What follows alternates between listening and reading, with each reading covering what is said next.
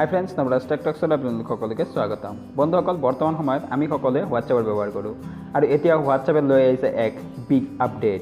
বন্ধুসকল, আপোনালোকৰ যদি হোৱাটছএপৰ এই নতুন আপডেটটো কি হয় সেইটো জানিব বিচাৰে তেনেহ'লে মোৰ এই ভিডিঅ'টো অকণ স্কিপ নকৰাকৈ সম্পূৰ্ণ শেষলৈকে চাই থাকিব।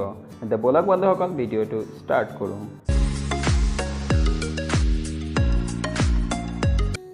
বন্ধুসকল, হোৱাটছএপৰ এই নতুন আপডেটটো কি হয় বা এই নতুন ফিচাৰটো কি হয় সেইটো জনাৰ আগতে আপোনালোকে হোৱাটছএপটোক আপডেট কৰি ল'ব, কিয়নো আপডেট ভাৰ্জনতে এই ফিচাৰটো এভেইলেবল হয়। বন্ধুসকল, হোৱাটছএপটো আপডেট কৰাৰ পিছত আপোনালোকে হোৱাটছএপটো অ'পেন কৰিব। অ'পেন কৰাৰ পিছত আপোনালোকে দেখা পাইছে হোৱাটছএপটো আগৰ নিচিনাই আছে। আপোনালোকে গৈ যদি ছেটিংছত ক্লিক কৰে তেন্তে ইয়াতো আগৰ নিচিনাই আপোনালোকে দেখা পাই আছে। কিন্তু আপোনালোকে যদি ওপৰত যিটো চাৰ্চৰ আইকন আছে তাত আপোনালোকে ক্লিক কৰে তেন্তে ইয়াত কিছুমান নতুনকৈ আইকন দেখা পাব। আপোনালোকে দেখা পাই আছে ইয়াত আছে photos, videos, link, GIF, audio', document আদি।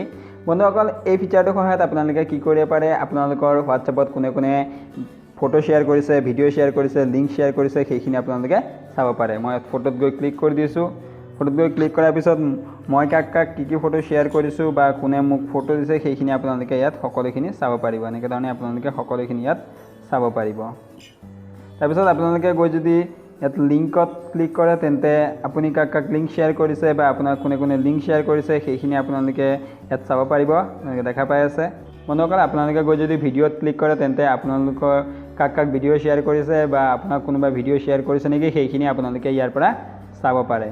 বন্ধুসকল, আপোনালোকে এজন পাৰ্টিকুলাৰ মানুহক কি ফটো চেণ্ড কৰিছে বা তেওঁ আপোনাক কি ফটো শ্বেয়াৰ কৰিছে বা কিবা ভিডিঅ' শ্বেয়াৰ কৰিছে নেকি সেইখিনি আপোনালোকে চাব পাৰে। মই ইয়াত নাম এটা চাৰ্চ কৰি দিছোঁ। ত' ইয়াত আপোনালোকে ফটোত গৈ ক্লিক কৰিব, মানে এই মানুহজনে মোক কি ফটো শ্বেয়াৰ কৰিছে বা মই তেওঁক কি ফটো চেণ্ড কৰিছোঁ সেইখিনি আপোনালোকে ইয়াত তলত গৈ চাব পাৰে। আপোনালোকে দেখা পাই আছে এনেকৈ ধৰণে আপোনালোকে চাব পাৰে। বা মই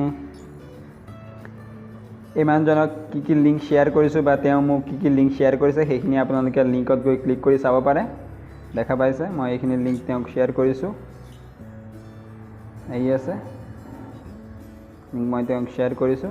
এনেকৈ ধৰণে আপোনালোকে কাক কাক কি ভিডিঅ' শ্বেয়াৰ কৰিছে বা কিবা ফটো শ্বেয়াৰ কৰিছে বা যদি কিবা লিংক কোনোবাই কিবা আপোনাক শ্বেয়াৰ কৰিছে বা আপুনি যদি কাৰোবাক শ্বেয়াৰ কৰিছে তেন্তে সেইখিনি আপোনালোকে ইয়াৰ পৰা চাব পাৰে।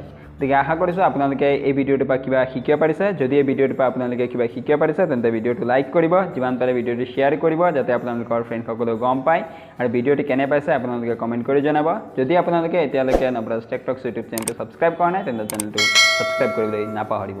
থেংক ইউ ৱাচিং ফৰ দিছ ভিডিঅ'।